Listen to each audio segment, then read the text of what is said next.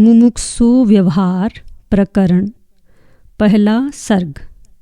विचार द्वारा स्वयं ज्ञात और पिता द्वारा उपदिष्ट तत्वज्ञान में विश्वास न कर रहे श्री शुकदेव जी को जनक के उपदेश से विश्रांति प्राप्ति का वर्णन। श्री रामचंद्र जी ने जिस शम दम आदि साधन संपत्ति का वर्णन किया है, वह किस प्रकार से व्यवहार कर रहे मुमुक्षुओं को प्राप्त होती है और उससे किस प्रकार तत्वज्ञान की प्राप्ति होती है, इस प्रकार प्रत्येक का विवेचन कर उनके उपदेश के लिए दूसरे मुमुक्षु व्यवहार प्रकरण का आरंभ करते हुए श्री वाल्मीकि जी बोले। इस प्रकरण में सर्वप्रथम जिन्हें थोड़ा बहुत वैराग्य आदि साधन प्राप्त है, उनकी अधिकार संपत्ति हमें प्राप्त हो गई।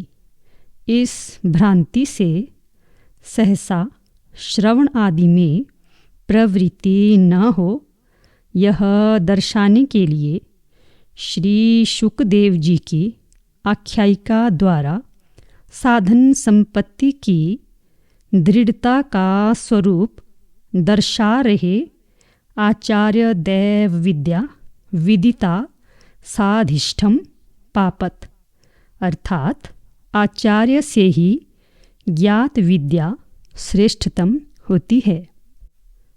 इस श्रुति के अनुसार कुल गुरु श्री वशिष्ठ जी को श्री रामचंद्र जी को उपदेश देने के लिए इतिहास स्मरण और तत्वोपदेश की भूमिका द्वारा उत्साहित कर रहे एवं स्वप्रयोजन सिद्धि रूप श्रवण के लिए शीघ्रता कर रहे श्री विश्वामित्र ही पहले बोले। ऐसा कहते हैं, सभा में आए हुए सिद्धों द्वारा बड़े दीर्घ स्वर से पूर्वोक्त वचन कहने पर अपने सामने स्थित एवं अधिकार की सीमा में स्थित श्री रामचंद्र जी से श्री विश्वामित्र जी प्रीतिपूर्वक बोले। हे ज्ञानियों में सर्वश्रेष्ठ रामचंद्र, तुम्हारे लिए और ज्ञातव्य कुछ भी नहीं है, अर्थात जो तुम्हें ज्ञात न हो और अवश्य ज्ञातव्य हो, ऐसी कोई वस्तु नहीं है।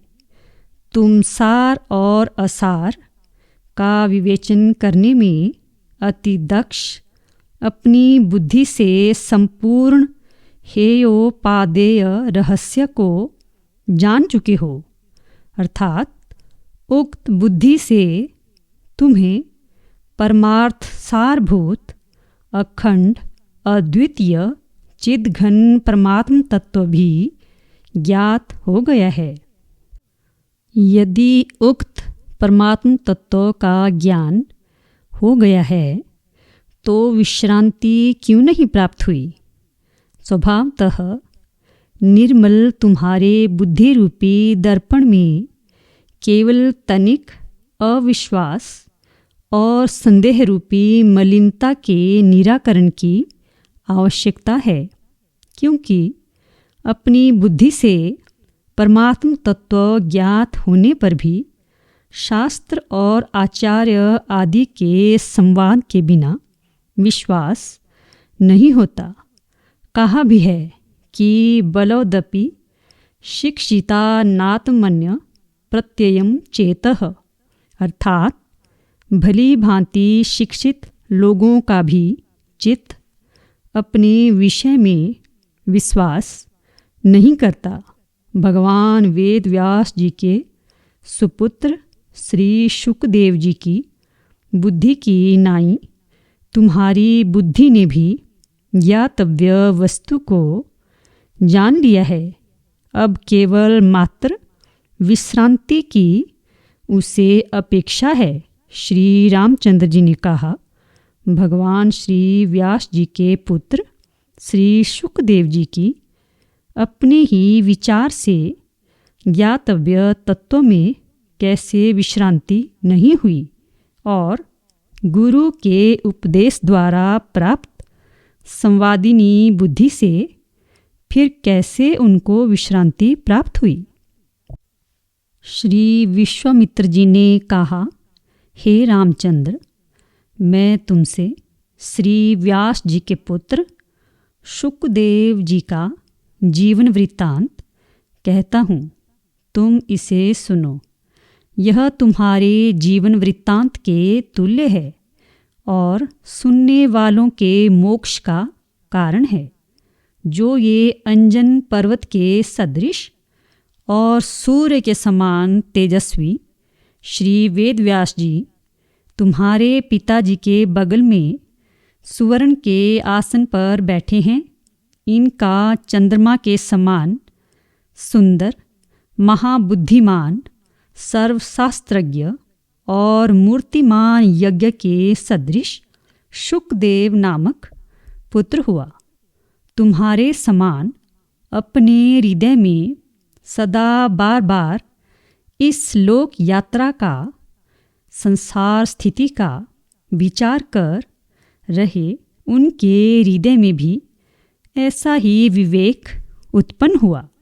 वे महामनस्वी श्री शुकदेव जी अपने उस विवेक से चिरकाल तक भली भांति विचार कर परमार्थ सत्य रूप अद्वितीय चिद्घन परमात्म तत्व को प्राप्त हो गए।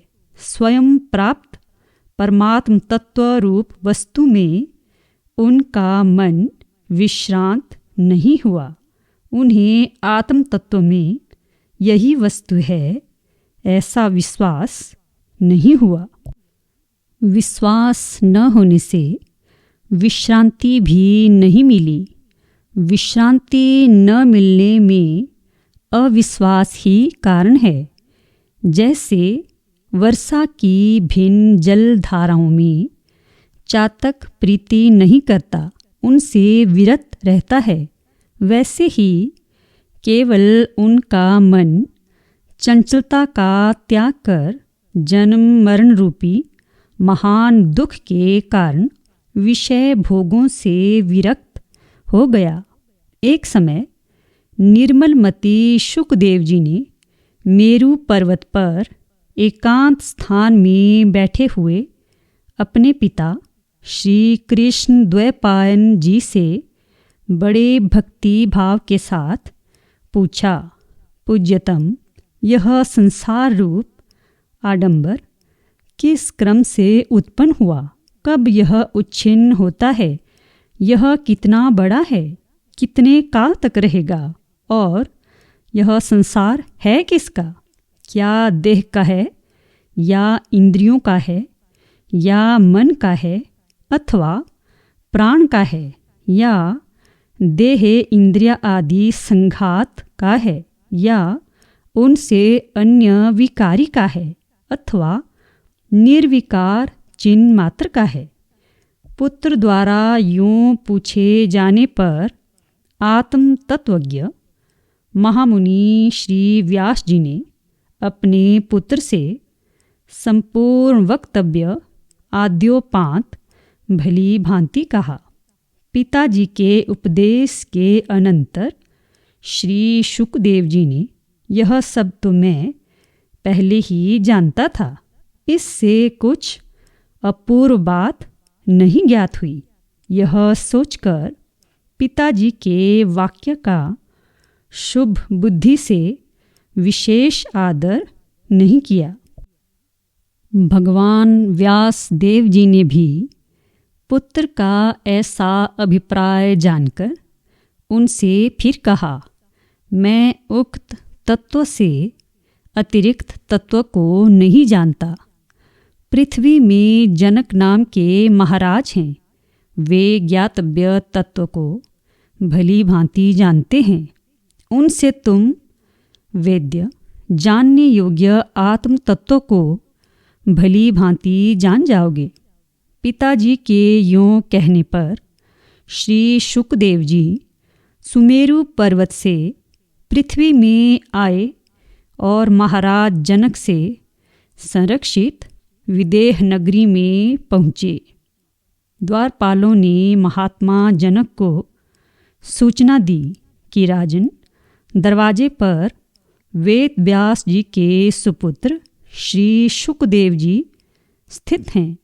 जनक जी शुकदेव जी का चरित्र सुन चुके थे, अतएव सहसा उपदेश देने में श्री व्यास जी के वाक्यों का जैसे अनादर किया, वैसे ही मेरे उपदेश का अनादर होने से उनकी अकृतार्थता न हो, यह विचार कर उनके वैराग्य आदि साधनों की और विश्वास की स्थिरता की परीक्षा के लिए उपेक्षा के साथ, अच्छा आए हैं तो क्या हुआ, रहें, ऐसा कहकर 7 दिन तक चुपचाप रह गए। 7 दिन के अनंतर उन्होंने शुकदेव जी को घर के आंगन के अंदर प्रवेश कराने की अनुमति दी। वहाँ पर भी वे पूरे 7 दिन तक वैसे ही उन्मना अर्थात तत्व जिज्ञासा की उत्कंठा से अनादर की ओर कुछ ध्यान न देकर बैठे रहे। तदुपरांत जनक ने शुक को अंतःपुर में प्रवेश कराने की आज्ञा दी।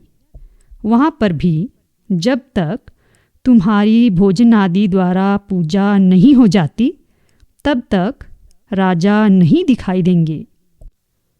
इस बहाने से राजा ने चंद्रमा के सदृश सुंदर मुख वाले शुकदेव जी का अंतःपुर में यौवन मदमत स्त्रियों द्वारा विविध भोगपूर्ण भोजनों से 7 दिन तक लालन पालन किया। जैसे मंद वायु बद्धमूल वृक्ष को नहीं उखाड़ सकता, वैसे ही वे भोग विदुख व्यास देव जी के पुत्र के मन को विकृत न कर सके। यहाँ पर पूर्ण चंद्र के सदृश सुंदर श्री शुकदेव जी भोग और अनादर में समान हर्ष विषाद रहित, अतएव स्वस्थ वाग आदि इंद्रियों को अपने वश में किए हुए एवं प्रसन्न मन रहे। इस प्रकार परीक्षा द्वारा श्री शुकदेव जी के तत्व ज्ञान होने तक स्थिर रहने वाले विचार वैराग्य आदि की दृढ़ता रूपी स्वभाव को जानकर राजा जनक ने आदर से समीप में लाए गए प्रसन्नचित श्री शुकदेव जी को देखकर प्रणाम किया।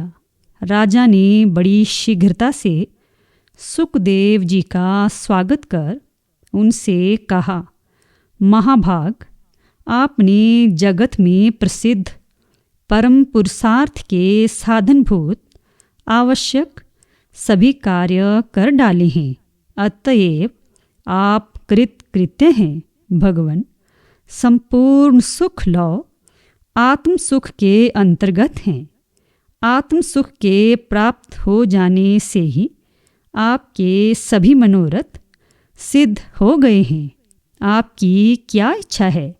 श्री शुकदेव जी ने कहा, गुरुदेव, यह संसार रूपी आडंबर किस क्रम से उत्पन्न हुआ है और कैसे इसका उच्छेद होता है, यह भली भांति मुझसे कहिए। श्री विश्वामित्र जी ने कहा, यूँ पूछने पर जनक ने श्री शुकदेव जी से उसी तत्व का उपदेश दिया जिसका कि पहले उनके पिता महात्मा श्री वेद व्यास जी ने दिया था। श्री शुकदेव जी ने कहा, मैंने यह बात अपने विवेक से पहले ही जान ली थी, और जब मैंने अपने पिताजी से पूछा तो उन्होंने भी यही कहा। हे वक्ताओं में श्रेष्ठ महाराज, आपने भी यही बात कही। संपूर्ण उपनिषदों में स्थित महावाक्यों का भी यही अखंड वाक्यार्थ, उपनिषद के तात्पर्य का निर्णय करने वाले सूत्र, भाष्य आदि शास्त्रों में दिखाई देता है। वह यह कि यह निंदित संसार अंतःकरण से उत्पन्न हुआ है और अंतःकरण का आत्यंतिक विनाश होने से नष्ट हो जाता है। अतः यह निस्सार है, ऐसा तत्वज्ञानियों का निश्चय है। अथवा स्वप्रकाश रूप आत्मा में तीनों कालों में बाधित होने और मिथ्या होने के कारण यह संसार प्रथमतः दग्ध प्राय अतएव निस्सार है। फिर साक्षात्कार रूपी प्रलयाग्नि से चारों ओर से परिवेष्टित होने पर कैसे रह सकता है, यह भाव है। श्री शुकदेव जी ने कहा, हे महाबाहो, जिसे मैंने स्वयं ही पहले विचार द्वारा जाना है, क्या वही सत्य तत्व है? यदि वही सत्य तत्व है तो वह जिस प्रकार निस्संदेह से मेरे हृदय में जम जाए, उस प्रकार का उसका मुझे उपदेश दीजिए।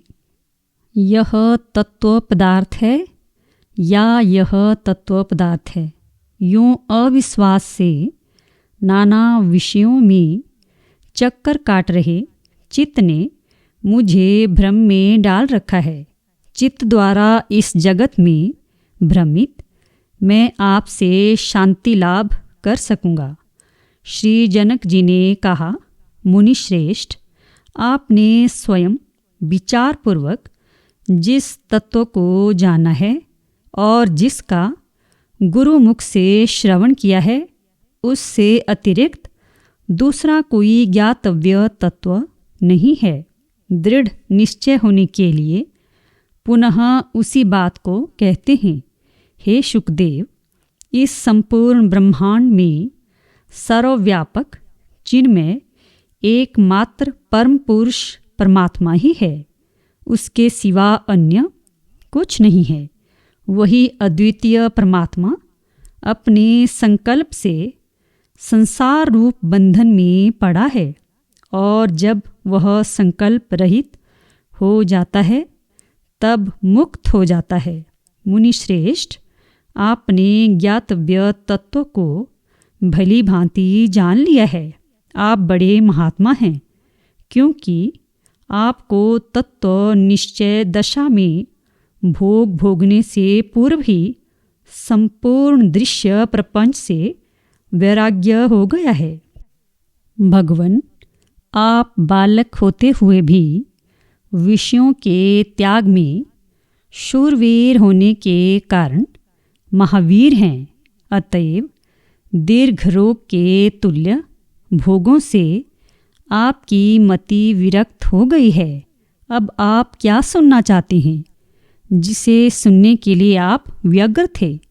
आपके उस जिज्ञासित विषय को मैं आपसे कह चुका। इस समय क्या सुनने के लिए आप इच्छुक हैं, उसे मुझसे कहिए। आपके पितृचरण व्यास जी संपूर्ण ज्ञानों के महासागर हैं और असीम तपस्या में संलग्न हैं। पर जैसे पूर्ण ज्ञानी आप हुए हैं, वैसे पूर्ण ज्ञानी वे नहीं हुए हैं। श्री व्यासदेव जी का शिष्य मैं श्री व्यासदेव जी से भी बढ़कर हूँ, क्योंकि उनके पुत्र और शिष्य आप मेरे शिष्य हुए हैं। आप में भोगों की इच्छा इतनी अल्प मात्रा में है कि उसका वर्णन नहीं किया जा सकता। उक्त भोगेच्छा की न्यूनता से आप मुझसे भी कहीं बढ़कर हैं। ब्रह्मन, आपको जो पाना था उसे आप पा गए हैं, इस समय आपका चित्त परिपूर्ण है। आप अब दृश्य वस्तु में निमग्न नहीं हैं। दृश्य वस्तु में निमग्न होना ही संसार पतन है। क्योंकि उदरमंतरम कुरुते अथ तस्य भयम भवति, अर्थात जो तनिक भी आत्मा में भेद करता है उसे भय होता है, ऐसी श्रुति है। अतः आप मुक्त हो गए हैं, इसलिए कोई और भी ज्ञातव्य वस्तु है, ऐसी भ्रांति का त्याग कीजिए। महात्मा जनक द्वारा आप सर्वव्यापक चिन्मय अद्वितीय परमात्मा हैं। यों उपदिष्ट श्री शुकदेव जी दृश्य रूप मल से रहित परमात्मा में चित्त समाधान पूर्वक चुपचाप स्थित हो गए।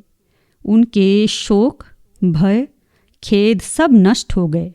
इच्छा न मालूम कहाँ चली गई एवं सब संदेह कट गए।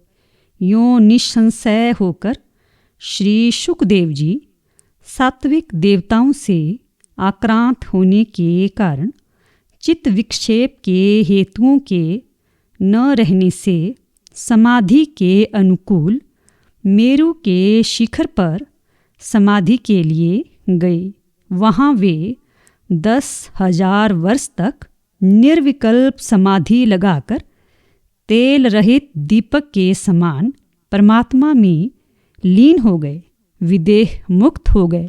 विषयासक्ति और उसके हेतु अज्ञान का विनाश होने से परम शुद्ध, अतएव संचित और आगामी पुण्य और पाप के असंपर्क एवं विनाश से निर्मल स्वरूप और प्रारब्ध कर्मों का नाश होने के कारण अशुद्ध देह आदि की निवृत्ति होने से पावन हुए महात्मा श्री शुकदेव जी निर्मल परम पावन परमात्म वस्तु में वासना रहित होकर जैसे जल बिंदु समुद्र में मिल जाता है, वैसे ही एकता को प्राप्त हो गई। अर्थात भेदक उपाधि के नष्ट होने पर वास्तव अखंडैक्य को प्राप्त हो गई।